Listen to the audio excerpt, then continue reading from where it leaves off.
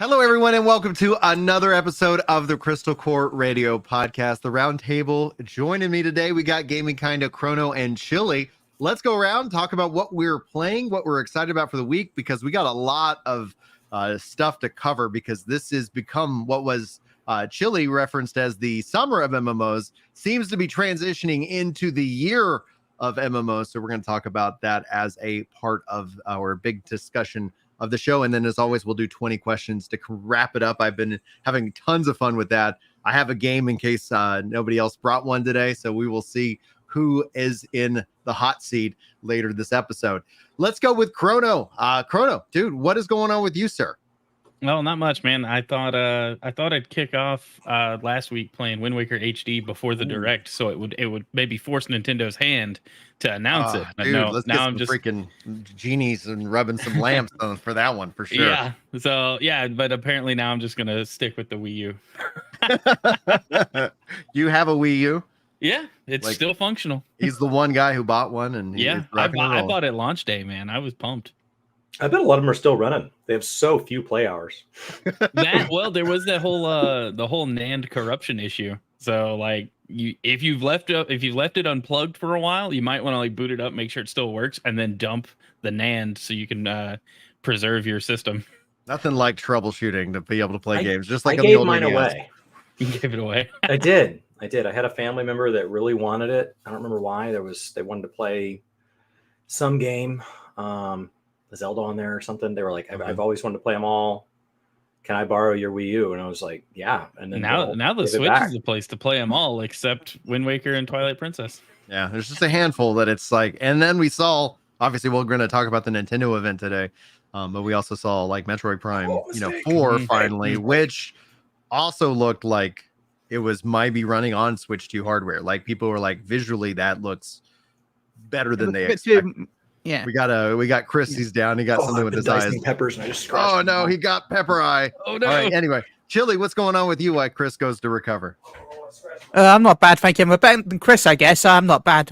I've been busy with ESO: The Gold Road. I got a review copy to work on.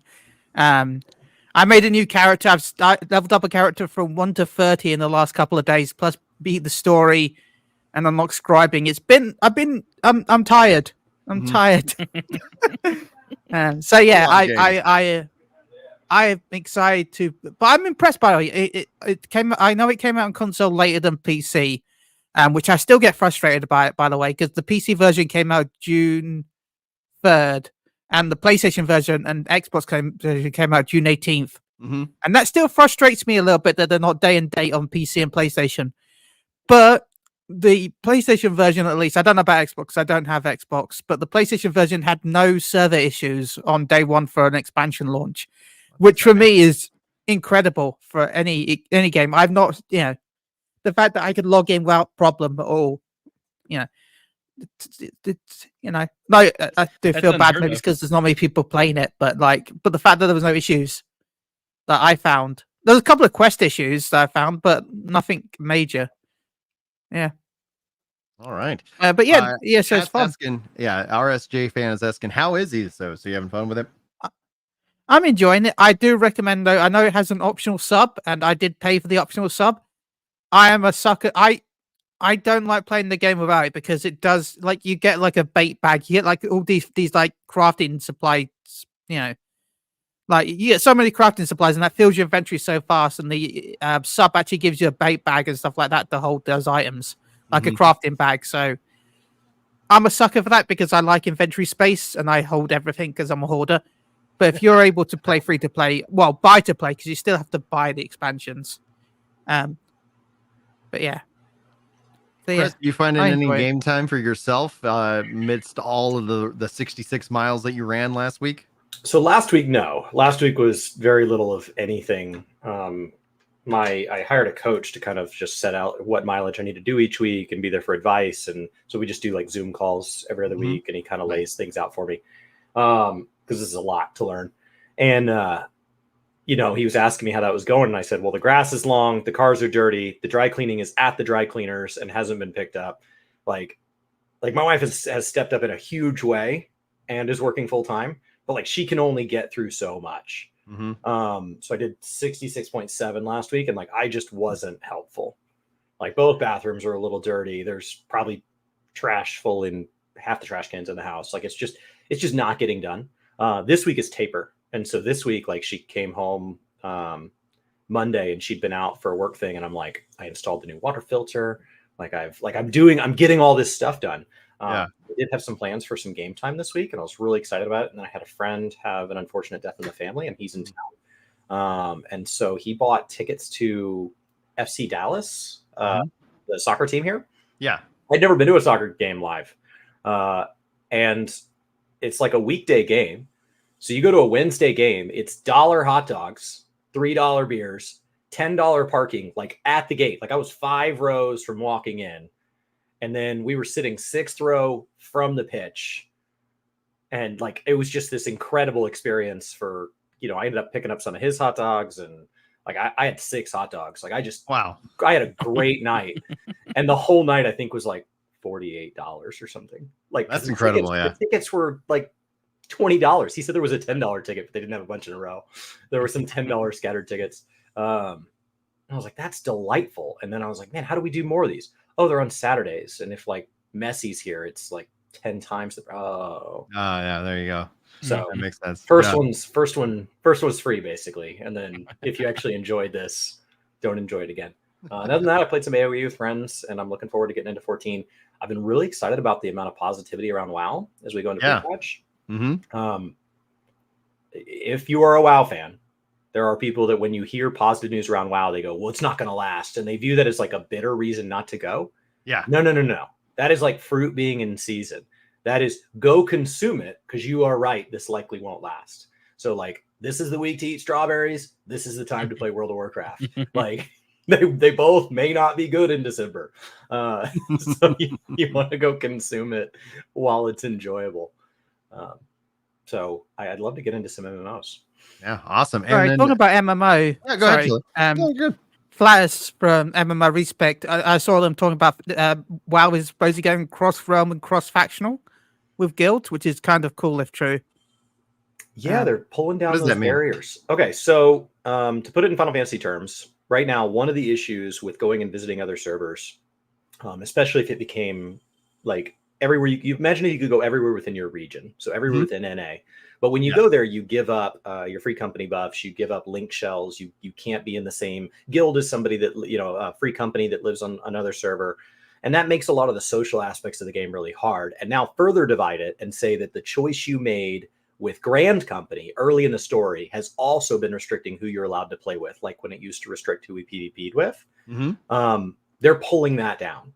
So if you meet somebody at work who's been a WoW player over the last 10 years and you guys have been chatting back and forth, you're both excited for the expansion, but they're an Alliance player and you're a Horde player and they play on, Sargeras and you play on Arthas, like that's always been a divide. Even if you have an alt on the other faction or anything like that, there's always been these splits. And as they've slowly pulled those down, it's gotten to the point where it's like, well, maybe with an alt, there's enough account-wide stuff and you're enjoying that and you're playing together now. But now we can start to say like, no, I want to raid with your main. And like, I want to be in the same guild as your main. Like you've introduced me to some of your friends. I like them. And they're just pulling all those barriers down. As a longtime player, it feels weird because you remember such fondness in the rivalries that were formed by the old system. But if you step back and you just pull your nostalgia off and you say, what's better for the health of the way games are played now in 2024? I think this is a much more honest reflection of what the community desires. If you meet somebody that wants to go do gold farming with you or whatever, why should there be any barrier between that we can technologically overcome? Yeah, I think that's what we're going to see, how MMOs continue to evolve, because New World, and we'll talk a little bit more about that in a second, has added in sharding, and then they're adding in consoles. And so it's like one of the things that people just want to do is they just want to play. And and Blue Protocol, for example, doesn't have servers. It just handles it all in the back end, much like how Destiny does it as well. It's like, all right, what server are you on is hopefully going to become a kind of a question of the past. Let the systems manage it and just let people play and enjoy. Like knowing your character's birthstone or whatever in 14. It's an interesting factoid. It doesn't actually mean anything. You're right. Blue Protocol doesn't have servers. Well, they're not One even. day, maybe it will. Maybe one day they will bring it out into the global. We're all still. Yeah, that's what Anthem was really doing the whole time. They were pulling down barriers. 100%. For me, I've been able to step a little bit into PAX Day this week. We had it launch in early access. We're going to talk about early access MMORPGs as a group here. I'm very curious as to get the panel's thoughts. That's pretty much it. Like I have been. Has the response to PAX Day been good? No, all I see is the like, clickbait titles, and because I'm not engaged, I don't click on them. So I'm receiving like 1% of the information. It's horrible. So as I stated, I was like, PAX Day is going to piss off a lot of people because Chris is born in the theme park MMO. This is a pure sandbox multiplayer.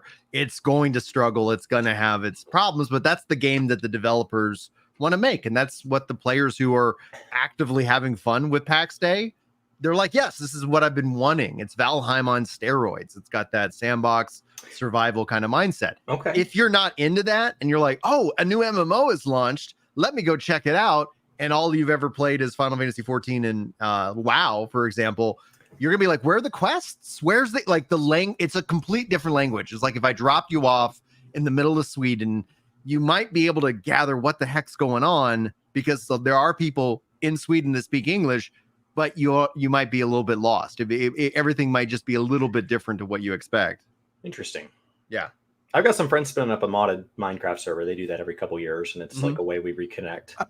And I was gonna say though, everything that I've read about PAX Day just kind of reminds me of Minecraft more than anything. Yeah, like it does have like very Minecraft vibes.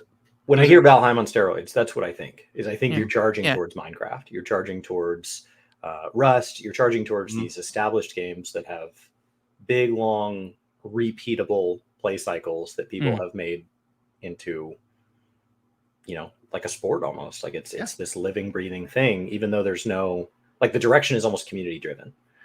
It is. And so sandbox MMOs from a content perspective require community. They require players. And we've seen that shift to theme park because it makes it way more accessible and easy for single players to play. And we've also seen social media evolve to where people who were going to sandbox MMOs for that online chat room now have Twitter and Facebook and YouTube. And so it's like there have been other platforms that have emerged. And so my personal hope when it comes to sandbox MMOs, it's going to be interesting because this is an Unreal Engine 5 game. It is beautiful. I think it runs really well, which is really exciting because they got that DLSS support rocking and rolling. So you get a real good experience. But all of that being said is that I would love to see them integrate with Discord because I do think streamers are going to carry it. Like as a content creator, I immediately am having a different experience than somebody who's listening to this podcast right now and decides to go pick it up for $40 and play in early access. Because when I step in, people want to play with me. If you're completely like solo and you want to have a solo experience, you can do so, but it's going to be a grind. It's going to take a copious amount of investment. And if you're expecting the game to kind of just help you along, you're going to be finding yourself going like, what should I be doing? So I was watching a video the other day and this guy was teaching a tutorial on how to set up this. He didn't build the product. He just said, hey, I've been doing it for a while. There's not a lot of tutorials out there. Let me just share my experience. I'm not an expert, but this is how I did it. Yeah. And he effectively set up what looked to be a Linux server of World of Warcraft, and the world was populated by bots. And what I found most interesting about the video was to let the audio run and then to scroll down and go through the comments section, because the comments was not about learning how to set up a Linux server of World of Warcraft played with bots. The comments section was a series of threads on like, so this is just like the real thing. And then but then there was this commentary of like, why would you even want to do this? And MMOs about multiplayer. And like, there was just this, there was all these other conversations that I found way more interesting than the core video, which was just about like, hey, here's this thing I enjoy. If you enjoy it, here's how you do it. I don't really like no agenda here. Like it was a tutorial. Like it wasn't like, I think this is better than the thing. Like it was just, hey, I've been doing a thing for a few months and I like it. And people have been asking me how I do it because I stream it. So I made a thing. But there is this question of like, if you could play an MMO by yourself, if you could play Final Fantasy by yourself and you could do alliance raids and all of that, almost like Diablo 2, where there was this the trade element was the multiplayer, the ability to jump into these, across Diablo games. Let's say there's like PvP lobbies or trade lobbies or boss progression lobbies or rush lobbies. But then the rest of the time, like most of the time when you're doing meth runs, rune runs, any of these things, those are all entirely solo. So I'm in this shared space, but I may spend hours listening to, at the time, like LimeWire and just slamming meth runs. Listening to stolen music, killing a boss 27 times with a teleport mage, and the boss can't kill me. Yeah. And that was fun. And I don't know why. And like, I think of it as multiplayer, but like, because my friends were in the room, but like we all had headphones on. We maybe even weren't talking. Mm-hmm. And so I don't really know where the line to multiplayer is. There is this kind of judgment of like, if you're not doing multiplayer the way I do multiplayer, where we're all like playing D&D at a table with eye contact, like, then you're not doing the thing. But I have fond memories of playing Diablo 2 with my brothers. And in hindsight, like, we weren't in the same lobby. We weren't. Like, is that multiplayer? It's not any more multiplayer than we're playing Pokemon on different Game Boys. That's a fair point. Well, I also say that I don't really play single player games because, like, if we're going to play a single player game, I'm, pass the controller back and forth with the kids or with the wife, and it's like there is still a communal based aspect. I think overall, if we want to get real meta on it, it's like, yeah, if you're talking about the game, there's a multiplayer aspect, even if it is just your personalized experience in your hands on the controller or the keyboard. So is God of War is that because it's so seasonal? I guess that's why Pharmacy 9 is the greatest co-op game, also the greatest single player game of all time. It's true. Because the only one, but I've told this multiple times to people, but I always want to shout this out that people that don't really understand that this is a thing you can do. If you go into the settings, you can if you have the original PS1 version of Pharmacy 9, which is advertised as a single player game, if you go into the settings of the game, you can actually set that player 2, aka controller 2, can control 2 different people in the party while you're in battle. So you can turn the single player game into a co-op game while you're fighting. Yeah, I think Final Fantasy VI also allowed for something like that, but I don't know if you got to assign party members with it, which is kind of always kind of interesting kind of thing to find out, like a little Easter egg there for sure. We used to do that on Pokemon when we had like a Game Boy die and we were sharing them, and like we each got to do one of the Pokemon's actions. So you have to pass the controller. That's interesting. Cool. And then whichever Pokemon like finishes the battle, I think that was who got to steer Ash. But then once the next battle started, it just got passed around again. Yeah. So kind of like a Pokemon version of like a race baton pass. When you like run like 100 meters and then you pass the baton over and then you run 100 meters, you pass. It's basically that.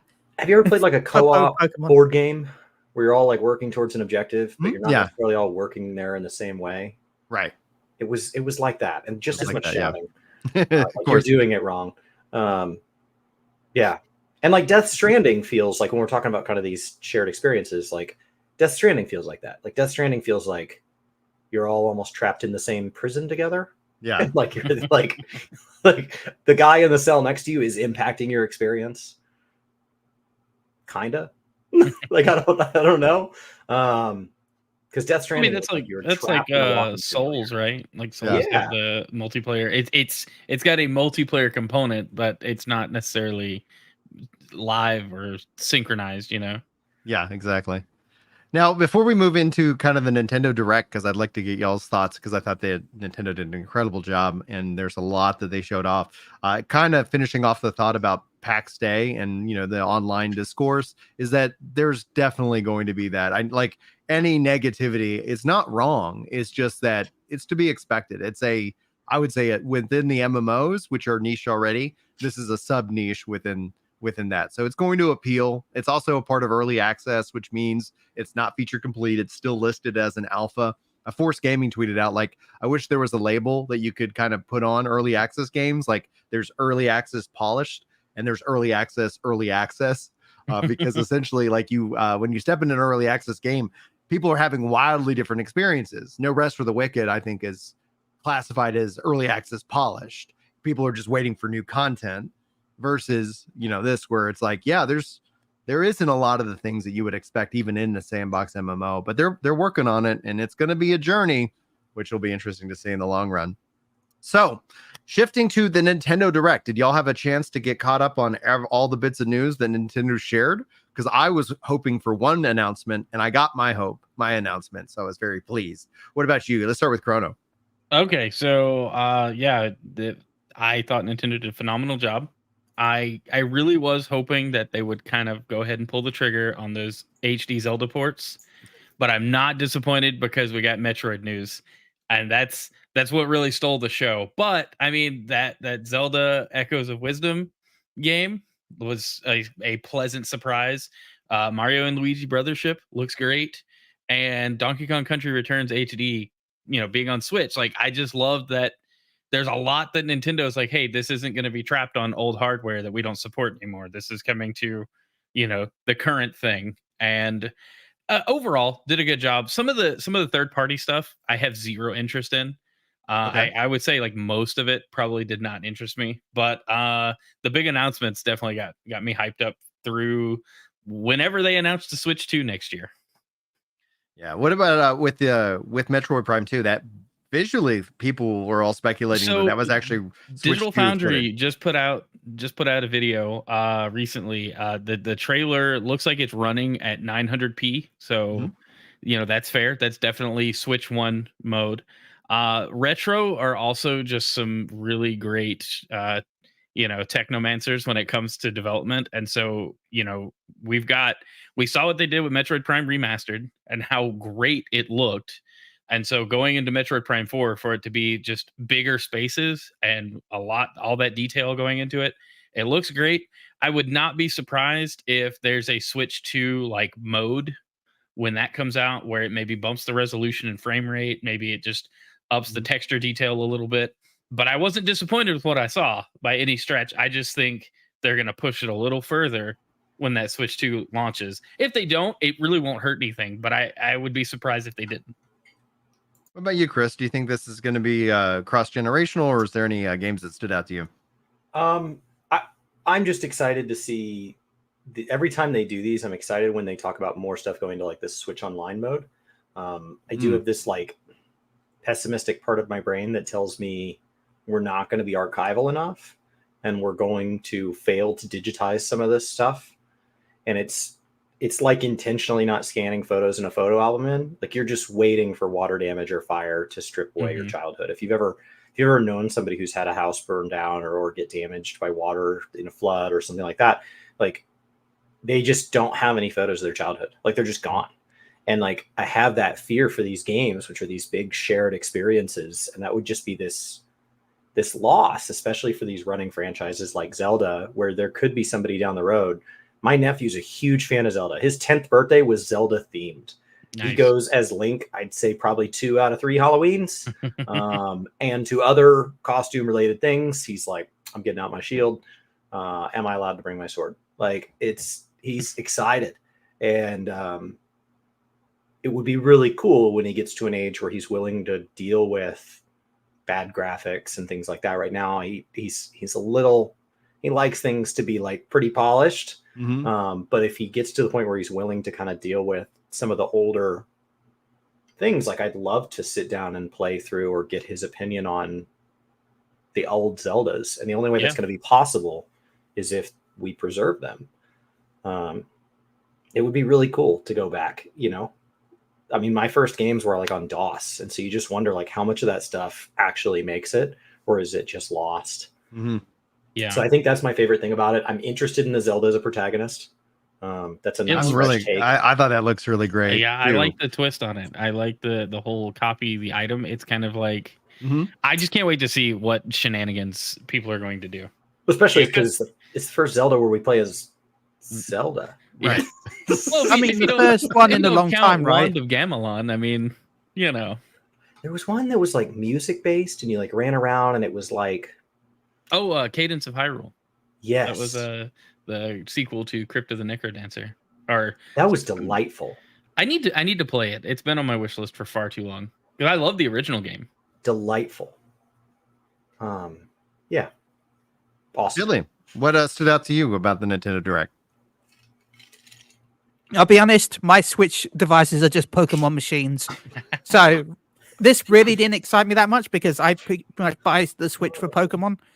I bought the Game Boy Advance for Pokemon. I bought the Game Boy Color for Pokemon, and guess what? I'll buy the Switch 2 for Pokemon. But there are a couple of games there, though I won't be buying them for the Switch. I did like to see them. Of course, Dragon Quest 3. Yeah. It'll be the first time I've been able to go back and play that. I've never played any of the Dragon Quest before 8, and I haven't really played any Dragon Quest apart from 8. That's pretty much the only one I've ever played. So I'm excited to try that, and of course 1 and 2, which, by the way, makes me I want to buy it, but I also kind of want to wait till next year to buy it because then I can play 1, 2, 3 in order rather than paying 3 and then jump into 1 and 2 next year. But we'll see. We'll see what's happening at the end of the year. Their whole justification for releasing it in that order was that's like the in-game timeline order, and I don't know a thing about Dragon Quest, so I was actually like, okay, that makes sense. I will say though, that looks like the best HD 2D game I've seen in a long time. Like I know that every time they do it, there's like something specific, but I really am loving the way it looks. What is Farmiga? So I consume the Nintendo Direct through things like Skillup's video and stuff like that. Like I didn't sit down and watch the entire Direct, so I'm scrolling through it now to see if I missed anything. It's Pokemon Farm Simulator. You grow plants that are Pokemon. Or you harvest. Do they fight Pokemon while they're plants, like Plants versus Zombies, or no? Like you get like a wolf thing, but it grows from like a corn stalk, and so like that's what I got from it. I loved. Was that Monster? What Rancher? Yes, Monster Rancher. Yeah, and you remember aged. You're also remember the fact that you could put CDs into your PS1 and then get different monsters based on the CD you put in. Yeah. And you could bring them from, wasn't there a second Monster Ranger game and you could like bring them over? There was something where like I was awesome for having played a game in the past. And I remember that was like this really like, I love when they do that. Or like when Ratchet and Clank had this vendor. And if you had it on your same little save card, if it referenced that file, you could buy the weapons from the previous game from the vendor. I mean, it's not exactly the same. Card, I went back and beat the previous Ratchet and Clank just so that I could keep it. Yeah. It's not exactly the same as that, but it's not exactly the same as that, but I still remember in Metal Gear Solid where if you had the save file for Konami games, when you fought Psycho Mantis, he would pretend to read your past and then give you quotes based on the video games that you had on your memory card. So he'll give you different dialogue lines depending on if you had like Castlevania, or any other like Konami-based games on your like Mega Man or whatever. But also before we go on, the game that I'm really excited for also is where is it? I was looking at just now. Then I was looking at Marvel vs. Capcom. Oh yeah, the collection coming back, which is excellent. I was like, I was really excited to see that. I saw there was like a campaign back like in the 2020s to try to make that happen. So somebody was calling back some tweets of like, "Hey, I got good news for you."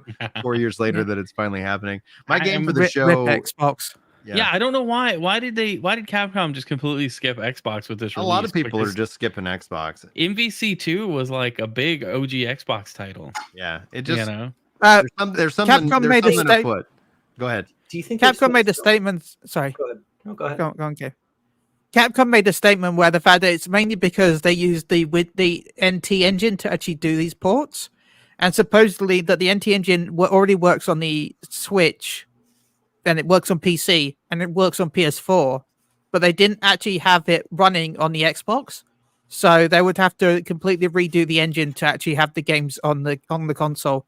It's why the games aren't technically coming to PS5; they're coming to PS4, and then the PS5 is backwards compatible, so it's playing it via that. Supposedly, that is why the games aren't coming to Xbox. Supposedly. I was gonna say, like, the other thing that I just keep getting, like. The idea of is like, I think Steam's just coming to Xbox at some point. And so that it's like, why bother with another port when the game's going to be on Xbox when Xbox adds Steam to it? And Xbox has been throwing so much money at so many things that to hedge your bets and say, what if Steam doesn't come to Xbox? Let's go to Xbox. Xbox, will you pay us? You're paying everybody else. So I don't think anybody's going to add Xbox support for free, like unless they really know the growth is there. And that's fair. That's what I figured it comes down to. It's just Xbox in hardware adoption just being in very dead last. Yeah, absolutely. Now, It's for such a me, the good- game of the show was clearly Dragon Quest 3 HD 2D remake. And the bigger announcement also then coupling is they're going to complete the Edric trilogy, where 1 and 2 are also getting made in the HD 2D collection, which is great. And which is like, I was like, call back. Here's my original Dragon Warrior that I got with Nice. Nintendo Power. I have 4. I don't have 2 and 3 on this. I had to rent those from like the local video shop back when I was a kid, because I didn't, get every game that I ever wanted, but I did get 1 and I did get 4. And so I own those. And now I'm going to be really thrilled that I can play Dragon Quest 3 without having to return it to the store and then continue it on. I think I have a copy of it on Game Boy Color, but like I don't actually have that on my shelf. So that's what I was waiting for. And the good news about Dragon Quest and 1, 2, and 3 is that's also coming to Xbox. Like it's like like Square Enix is like, we're just gonna put these games everywhere. It doesn't seem like they're doing timed exclusivity deals. It's coming to PCs, coming to PlayStation, coming to Xbox. We're just putting these games everywhere, and I'm very excited to see that. I always forget about renting games. That's why, like, when people will talk about various RPGs and they'll say like the ending was my favorite, like I don't relate to a lot of that, because so much of my household was, we're going to go to Blockbuster and we're going to rent a game for the weekend.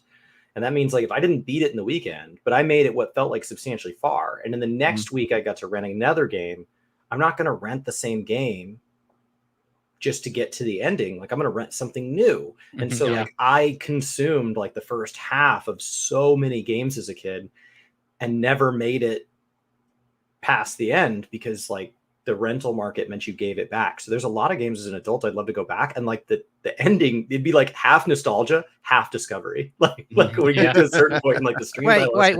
like first time player, because like I don't know what happens next. Wait, you guys had RPGs growing up as kids. I did. Look at no. EU.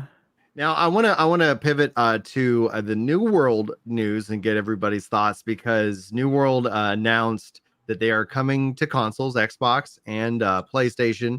It's having cross-play. It's not cross-progression, so it's not doing the full Final Fantasy 14, your character, no matter what platform you're on, but it is going to allow for people to play. They're putting in a lot of effort. DirectX 12, they already have the controller support, and they're going to enhance that even further. And so then the question to everybody here is that, do we think this might be New World's like Final Fantasy 14, A Realm Reborn moment, where after all of this time and feedback, they've put in the work and shown up? Now, the controversy around the announcement is how they handled the announcement. For the players who were actively playing it, they felt like they had the rug pulled out from under them, because basically what they've said is that they're focusing in on the October launch of New World Aeternum, which is going to be on PC and console. And if you already have the expansion, you already have New World Aeternum. It's just going to be a part of that upgrade cutover. But they felt like, there's not really any content flowing. And so that would basically put it at like 9 months since anybody who is actively playing the game got like a new dungeon or a new piece of content. And this reminds me greatly of the transition from 1.0 to 2.0. But in that transition, they actually shut down the servers. So the difference is that if you haven't played yet, you don't have to wait. But if you've already been playing, there's no real reason to keep playing and on. So I'd like to get everybody's thoughts about the New World news. I wasn't around for 1.0, so I have a question for you, Brian, as we open this topic up. Do you think there were players who were enjoying 1.0 that, because of the gap between 1.0 and 2.0, never came back? Did we bleed off players from 1.0? We won't ever really know. Like, do you feel that? Like, I don't know if you like, just as a feeling within the community, like, did you see frustration that like, well, if they're going to take the game offline, I'm not coming back? We saw that, so we did see that. Now, as to if somebody backed up their words with actions, I don't have the ability to connect like, well, what percentage of it was. There are also people who just straight up didn't come back. But I would say that they were very, like, when you're talking about 30 million players versus 200,000, I would estimate maybe it's like they've picked it up. They've made it up in spades. So if anybody's out there still like mad about that, like, like, all right, well, go play Pax Dei. And King is asking like about skill chains. I don't know about that in Pax Dei. We're talking about that for Final Fantasy 11. but I just want to highlight that. So I see your comment, sir. Thank you for being here, King. Anyway, does that answer your Chris, question? when you talk about that, Chris, I just want to add in. Do you mean like nowadays, or do you mean when like 2.0 launched? I mean, definitely when 2.0 launched. I assume at some point Okay. they got baited into around Shadowbringers or something like that. They were like, okay, it's been a long time. If they still play MMOs, right? Assuming they haven't just aged off into becoming a different kind of gamer. I can add my feedback into this then. Like, I stopped around 1.0 because I got frustrated for a few things because of Square Enix. So I stopped at 1.0. I didn't play it all the way to the end of 1.0. I stopped when the subs fee started. So I stopped really early on in 1.014. And then I didn't know that 2.0 existed. I had no idea it existed at all. It wasn't until I was playing with friends in Mass Effect that I knew that it existed, because they told me about they were going to buy it for PlayStation, and I'm like, wait, what? That's dead. That died. I kept telling them that it was dead. Like, that doesn't exist. That died. Like, the servers got shut down. I had no idea that 2.0 was going to be a thing until later on. So I could see there are just some people out there, not now, of course, because of how big it is. But when 2.0 launched, I could see a few people that didn't even know that was a thing until after launch, just because they weren't paying attention to it. There is definitely a group of Final Fantasy fans that is absolutely still mad about Final Fantasy 14 2.0 forward, because it dropped the sandbox. There's things that were in 1.0 that have never shown back up in 2.0, and that's become less and less because they've added in different things, like being able to repair others' gear, for example. That was a 1.0 component, and it took us until I think Shadowbringers before that to actually pop back in to 2.0. But there is definitely online, you will see the Final Fantasy 11 player base both frustrated that Square Enix really isn't supporting that product, and they're going to like things like Horizon XI for that fix, but at the same time going like, oh, we would love some more 11 in 14. And the way that 14's managed that is with these exploratory zones, but they're also then paced out so far later that anybody who was like, I really want that sandbox experience, you have to say, well, we have a sandbox, but you got to go all the way to the back of the theme park, and then you'll find the sandbox waiting for you. And it's like, but I don't want to walk to the theme park. I just want to step into the sandbox. And so there's definitely that within the Final Fantasy 14 broader community. Then I think that's your parallel. I think that if you're looking at like, did WoW Cataclysm kill World of Warcraft? And it's like, it did for a section of players, but given enough time and hype, they can replace them. And so they can either win them back, or they can call it a good trade. Yeah. And so as long as New World has a good launch, those people will come back, and they'll still complain conversationally, but they'll complain while playing, which is a common thing in gaming. We've seen devs say that, like, a player that is complaining still has hope for the game. It's the player that stops complaining and stops playing that you've really lost. So like, complaints are not a bad thing. That's somebody who says, I am playing your game and I want it to be better. That's why they're taking the time to go to the forums. They're taking the time to create an account and log in and say their angry piece of whatever. But that means that they do have hope somewhere deep down inside that change is possible. Whether or not they believe the current team can do it, they do believe there is a version of events where that becomes the game. So that would be my guess for New World, is that people might be vocally upset, but as long as the game launches in a good state, they get to come back and be senior. They get to come back and know all of how the core systems work. And they get to dominate. And that's really fun. We saw that with WoW Classic. It was fun to come back and be the expert in the room, because you had 10,000 hours on a brand new game. Now, I know that Chili stepped in to New World for a little bit, and we've talked about it and we've played it together. But Chrono, have you played New World at all? And with this announcement, is this going to be something that you might check out in the fall? I'm willing to check it out when the console release hits. I've watched people play it. I've watched a few streamers enjoy it, but I don't know why I don't have like the animosity I used to have towards MMOs, but I did attempt WoW many moons ago. But I would, every time I see one come to the console, even if it's just on PlayStation or whatever, I'm tempted to give it a go, because I think it'll be, it's interesting to see how they make something complex like an MMO work with a controller, and yeah, I'm curious to see how that plays out just from the console perspective. And then is New World subscription, or is it No. just one-time purchase? It is a one-time buy-to-play purchase with Okay. optional like seasonal stuff. So that you I can think then that purchase. will appeal to console players a lot, because I know personally, like one of the reasons I haven't wanted to dive too much into 14 is because I know there's a paid for something later on. Have you played And- the free trial though, like with 14? Because Well, I know that's pretty long, right? It's Well, real it's not long, just hundreds long, of hours. I think it's going to It's keep a- getting longer. I think essentially, if you're patient, you can experience all of Final Fantasy 14. You just wait till they continue to expand the free trial. Sure. Well, not No. even that. I've sorry, let me just jump in here. Not Yeah, even go ahead. that. You don't even have to wait for that. I've told a lot of people that if you only care about 14 story, that's literally really thing you only care about. Like, you don't really care about extremes, you don't care about anything like that. You just care about the story.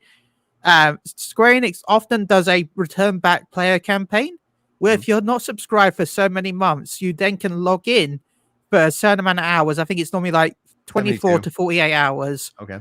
Up to like 72 when it comes to like an expansion launch, and they've extended it because the expansion's coming out. They want people to come back to try it to get them hooked in for the expansion. So like when that happens, you could just complete the story and catch up with the story in that time if you really wanted to. Like, you could just buy the expansion, wait until the free login campaigns, play during those free login campaigns, do the story, and then come back when the next free login campaign is and continue with the story again. And of course, purchase the expansion in between the years that you have to do that. Which, When you buy an expansion, don't you get 30 free days? Yes. So somebody No, who's you just don't. consuming Not it- with an expansion No. purchase. With the game. just with the No. with the base Yeah. game. Yeah, Okay. yeah. Yeah. I was like, But 'cause also there is the this base- idea of like it's fairly easy to come back and complete it within 30 Yeah. days and then just peace out again. but Yeah, not with yeah. each. But you also get the 30 days for each base game that you buy. If you understand what I mean. So if you, let's just say you started on PlayStation, and then you got a new PC. If you bought the base game on PC again because you want the PC version, you then get the 30 days added to your account. So if you bought the Xbox version, you then also get another 30 days. So as long as if you've got multiple different platforms, you can That's why technically it's in my head. stagger out 30 There you different go. days. Because I bought 3 base games because I Yeah. have it on PlayStation, Mac, and PC. There you go. So if I picked Yeah, it up each on of those would give you the 30 Xbox. days. So that's kind of where I am with it, though. Like, if it's a one-time purchase, just going back to New World, I think that's going to draw people in, Yes. from that perspective, because I'm sure I'm not the only one that feels this way, but I'm already paying for Game Pass on my Sure. Xbox, Mhm. Right. and it provides plenty of hours of games on top of the free-to-play games I'm already playing, and so I don't necessarily want to add more subscriptions to games I might not. And that's what turned me away from WoW. Is at the time I jumped in when Burning Crusade launched, right? Okay. That's when I started to play, and I paid for probably 3 or 4 months in advance, and played. And then I was like, I'm missing all these other games that I want to play. And so like even back then I just could not manage the time to enjoy all of that all at once. That's fair. And I've seen it within some of the big WoW content creators, like Preach, for example, that have branched out. You have these players who are like known within the content creation space, and if you consume their content because you consume that same game, you just assume they've had like a balanced gaming experience. But for them to be the experts that they are, every time I was off playing Guild Wars 1 or Guild Wars 2 or EVE Online or any of these other things, they were still in WoW. And every time I was playing games that weren't WoW, or weren't an MMO, and I was playing RTSs or SimCity or all these racing games that I've loved, once again, they were still in WoW. And so like, I think of myself as having missed a lot of the big games. Like, I've never played Chrono Trigger. And so every time somebody says Chrono Trigger is their favorite game, I just smile and nod. Like, I've never played it. So there's all these games. Like, I constantly in gamer conversation feel like I'm missing gamer cred because of the amount of time I've dedicated to multiple MMOs. But compared to somebody who's like truly an expert in one MMO, a lot of times, like, I've still played way more games than them. And so like, that tends to make me more middle of the road. And you're over here, you're getting to consume a lot of games. So like, I can understand not wanting to sacrifice what could be dozens of titles for progress in one. I legit just play a lot of single player. So I could see myself awesome. sitting down with like Final Fantasy 14 just for the story Sure. and enjoying that aspect of it. And I would like to, like, I had it installed and I think I just offloaded it onto an external because that 1 terabyte of space is not nearly enough for this No, stuff. it's not for sure. Um, Not at this generation but, of consoles yeah. with 300 gigabytes for Call of Duties. It's like, Right. come on. That was Nice Guy Prince. Is a single player who consumes 14. Yeah. But ultimately, like, I see him drawn to single player games. The what's going to be interesting is because Chrono hits on a good point. The lack of a subscription is going to make New World way more inviting, assuming they have a really good launch. The next thing they have to do after their good launch is they have to follow it up with quality content, because that's going to set saying, yes, the reason why we were bare bones going up to this is because we were working on this system, and then boom, next patch, you get your content, boom, next patch. And if they can deliver on that, that's when they're going to start rebuilding that trust in the game. It's going to expose it to a bunch of new players. And I think the real thing that I'm interested to see what happens is that they decide to go with this. But if they do decide to partner up with Game Pass and or PlayStation Plus, and all of a sudden it's like, you don't even need to buy the game. You can just play it because we're going to monetize you once you're in, but that still acts as that barrier. So it keeps it from going into the free to play category. I think that will be really interesting to see if that has they'll have an impact on the population for sure. I'm just thinking this will need. Sorry, Karen. I was gonna say, if they don't at least go the full on PS Plus or Game Pass like inclusion for the base game or full game or whatever, they'll at least do some perks or some kind of something. Because the Game Pass perks, like, there's a lot. Phantasy Star Online 2 had like a monthly drop of just premium items that would help you move a little more forward in the game. And then you just see it every month.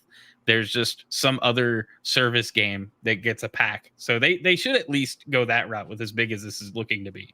Yeah. Before we jump into 20 questions, you guys got any other thoughts? Go ahead, Chili. I was going to say that just made me think, because New World will be sold, right? It's going to be a buy to play. Mm-hmm. That means that unlike Fantasy 14, it will require PlayStation Plus. Final Fantasy 14 does not require PlayStation Plus because it's a subscription-based service. Mm-hmm. And Sony's contract is the fact that if your game is subscription-based or free-to-play, then it does not need PlayStation Plus. So that means that you will need PlayStation Plus for New World. It'll be the same for Xbox. Which is and New World will require, Game Pass to be able to play for sure. Yeah.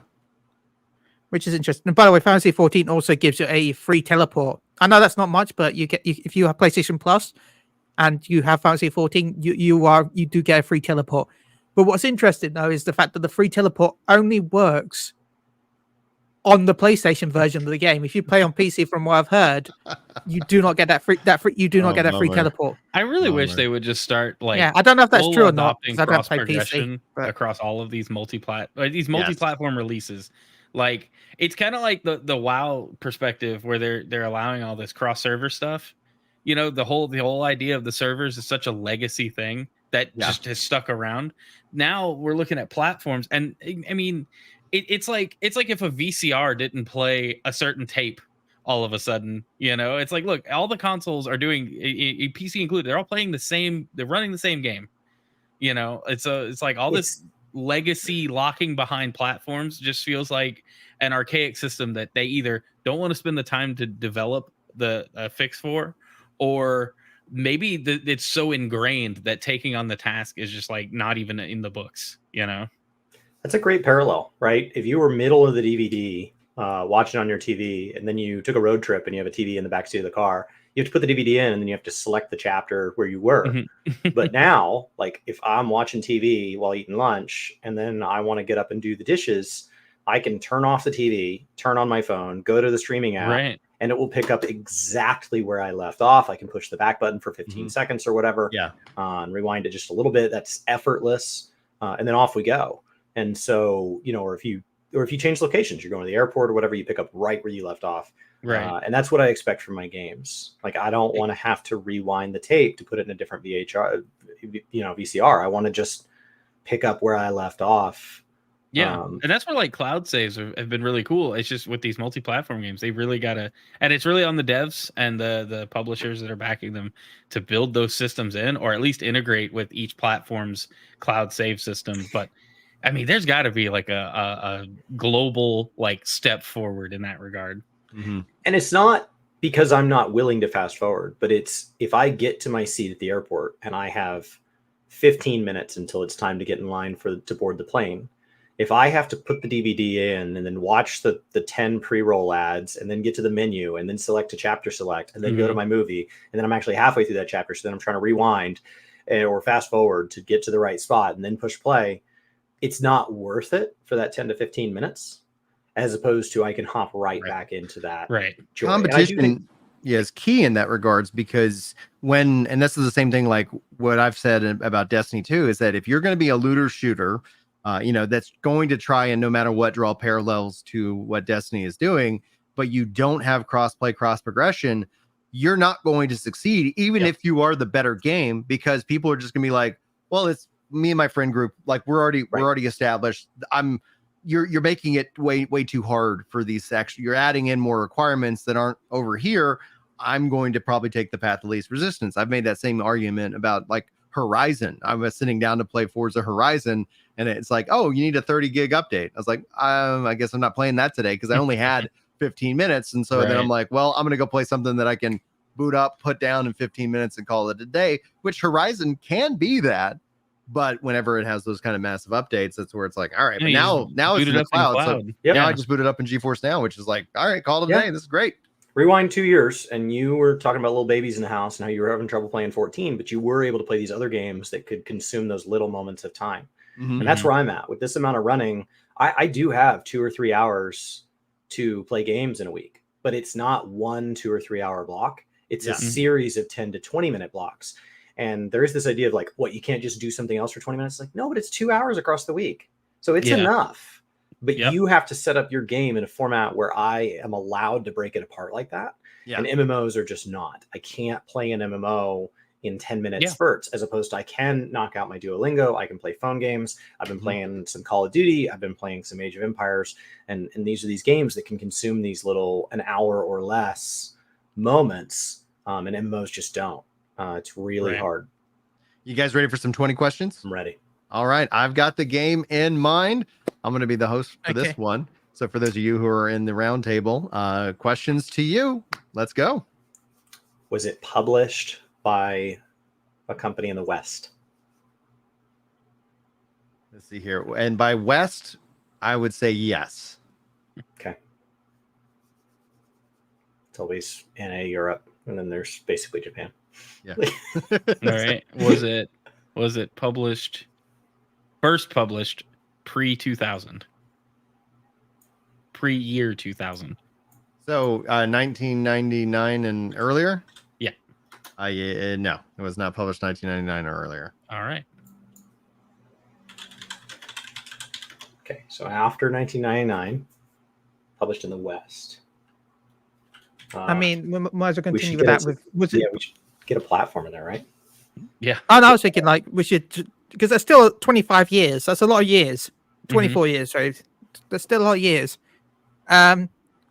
Was it before 2010? Yes, it was before 2010. Was it published multi-platform? Originally, no, but you can play this on multiple platforms today. Okay. Now, sorry, I just want to clarify that. Do you mean like first during that window of years, or like now?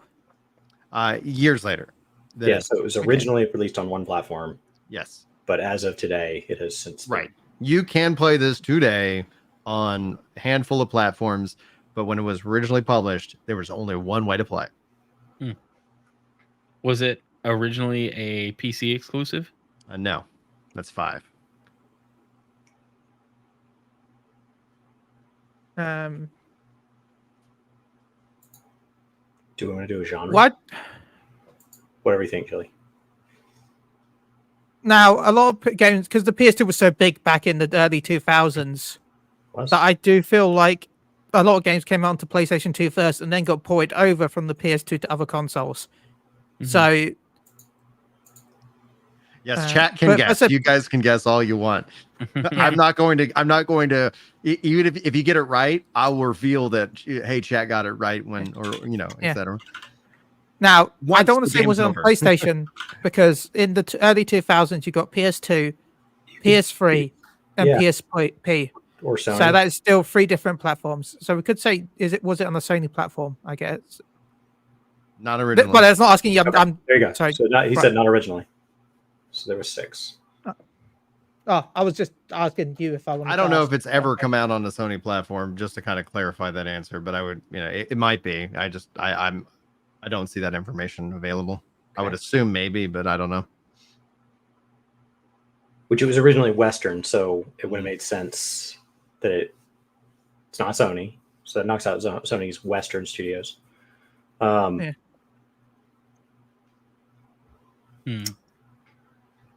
Is it an RPG? No.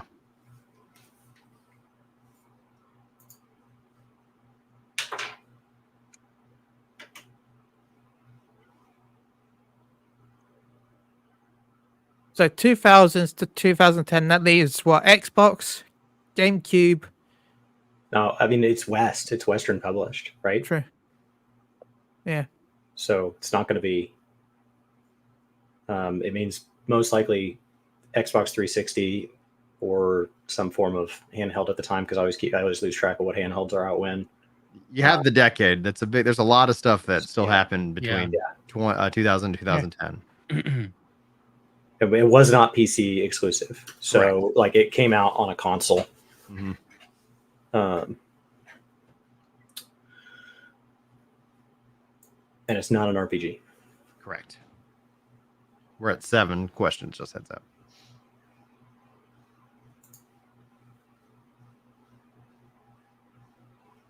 Is it a first-person shooter? It is. Okay. All right. What do you got, Chili?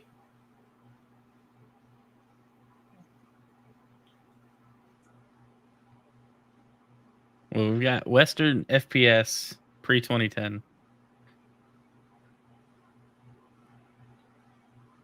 Chili, you got one? Not right now. Do you have one? Yeah. Was it published by Microsoft Game Studios? It was not. Okay.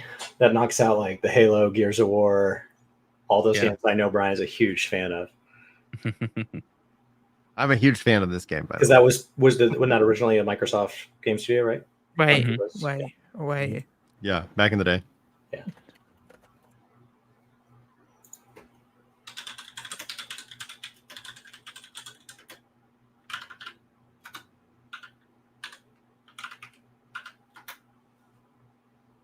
Because Gears of War was Microsoft owned.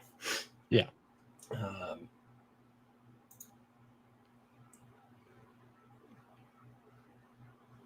Let's see. Well, they didn't own Gears of War at the time. It was still owned by Epic. As they transitioned to Xbox One, they purchased the IP from Epic. But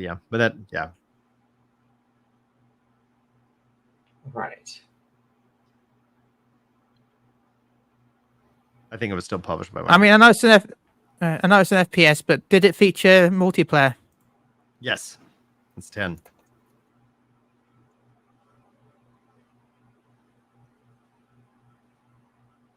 Okay.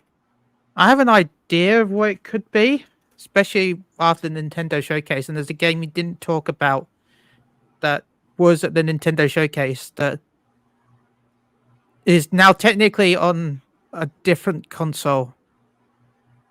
Now. 1 second. I want to see. Yeah. Western. It's not. I was it on a Nintendo? Sorry for taking the next question. Was it on a Nintendo system? It's on a Nintendo system. Okay, so he could be honing in on, like, I feel like Turok was around that time, but I would want to hit a question that also knocked out other things. Like I thought Turok was single player. Was there a multiplayer aspect of Turok? Okay. Yeah, no, good point. I'm thinking there was Perfect a Dark. component to Turok, though. Okay. Just heads up. I was leaning towards Perfect Dark, but I don't know. Yeah, I was going towards also Perfect Dark. in the Nintendo Direct. Right, so that's got to be top of mind. And it's because there's a new Xbox game coming out which is being worked on by Crystal Dynamics and another company that I can't remember. And it was then also made by Rare, which is technically not Microsoft, and that was published on the N64 in 2000. And it will now be on the Switch. I think it's on the Switch expansion pass as well, either now or soon. So technically now it's on different platforms than the original. And you can play it through Rare Replay on the Xbox. Yeah. So that's kind of where I think I was leaning, but I don't know. I can't think of anything. Still a surprisingly large number of games. List of first-person shooters on. Well, we know it's a Nintendo platform. Do you guys want to just specify? Because we got N64 and GameCube. Yeah.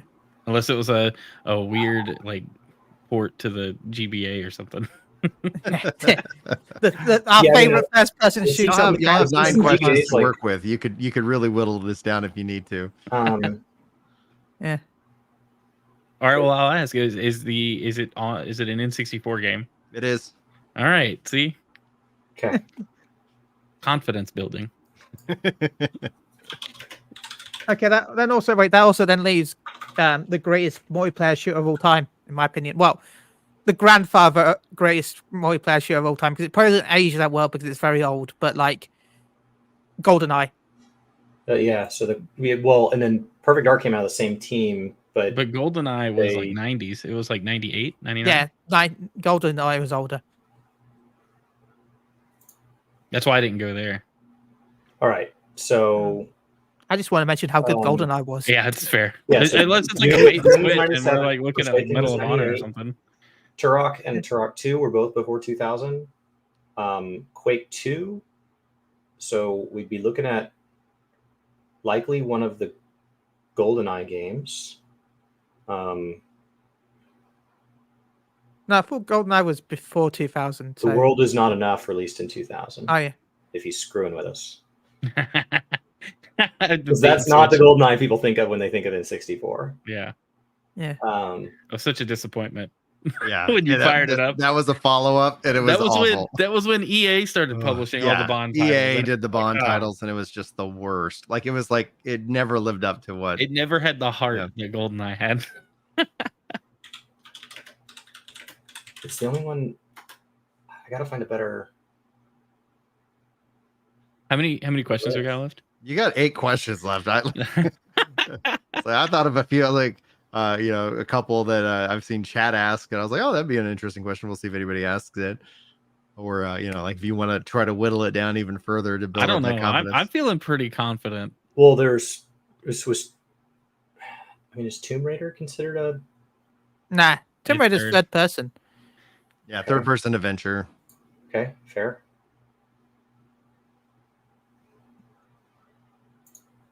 I mean, we could rule out Turok with one simple question, like this. You want to ask it? Go ahead, Chili. Well, was there a Turok thing that came Sure, out you want me to waste the question? Is it a waste? Why not pick a genre? Like, is it based on like real life or sci-fi or fantasy? Like, oh, that's fair. I'm going to waste the question, but just because. Did it involve dinosaurs? It did not. There we go. It's not Turok.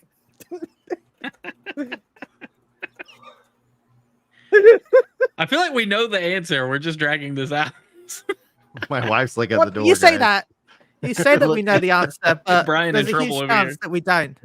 Has there been a movie from the same universe? I do not believe so. I do not think there's a movie related to this. Oh yeah, James Bond's well known for its audio dramas more than movies, so it can't be James Bond. It can still be James Bond. It's James Bond's a book. You heathens. Fun fact: I picked up a lot of the Bond books at a secondhand store a number of years ago, and now like I keep them very close because they are very old and fragile. Yeah. You know what? Can I just? You're I'm at just going to throw it out 14%. Go there. ahead. Yeah, go go ahead. Chili. Is it Perfect Dark? It is Perfect Dark. There it is. Okay. With 15 questions.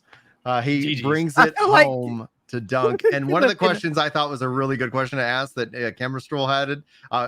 Chat had it as well with Perfect Dark. But is the game IP still getting new installments? And the answer is yes, because there's going to be a new Perfect Dark game that is on the way, and they showed that off at the Xbox event. I wasn't even thinking about like how the Nintendo event showed it off. It was from the Xbox event that I was pretty excited about. All right, guys, where can people find you? I stream on Gaming 2 Kinda on Twitch, and then Gaming Kinda here on YouTube. And this week I'm in Taper for my race, so I'd love to get some streams in, but everything is race oriented. But the plan is to do a lot more content when I get back from that. And Dawn Trail is officially live. Chili? Oh, I thought you were finishing that with like something else. Sorry. I'm excited for Dawn Trail. I stream over on Twitch.tv Mooglegram Radio. I also post on our YouTube channel under Mooglegram Radio. We are literally one follower away from 1,200. Get it happen, one guys. follower away. Yes. Unless we've lost a follower. No, we're still at one. Hold on, I got you. Yes. Done. Yay. Yay. And Yay. then I also have these guys' tags all in the description of the YouTube video as well, so you can find them. Chrono, where can people find you? Hey, you can find me here on YouTube at Chrono32123. I think my channel name is just Chrono. And then I stream over on Twitch. We do daily streams and weekly game news on Tuesdays. And you can find me there. Excellent. And then for me, I'm going to be playing a little Dawn Trail, leveling up some of the new jobs for some controller guides, and I'll be publishing those as soon as they're ready. And I'm actually going to take off the 28th and play. Also, we'll be looking to maybe do some more streams for No Rest of the Wicked and some PAX Day, which has been a real treat. You can find me wherever you're listening to this right now. Like you're in the right spot. You're ready to rock and roll. All right, guys, I'm going to run the outro. Thank you so much, everybody, for tuning in and joining for the show. We will hopefully see you guys back next week. We'll let you know when the show might be scheduled. Chris is going to be doing his run, so we might take next week off as well with the launch and the hype and more. So just note, next week's show is tentatively scheduled right now. But all right, guys, see you later. Bye.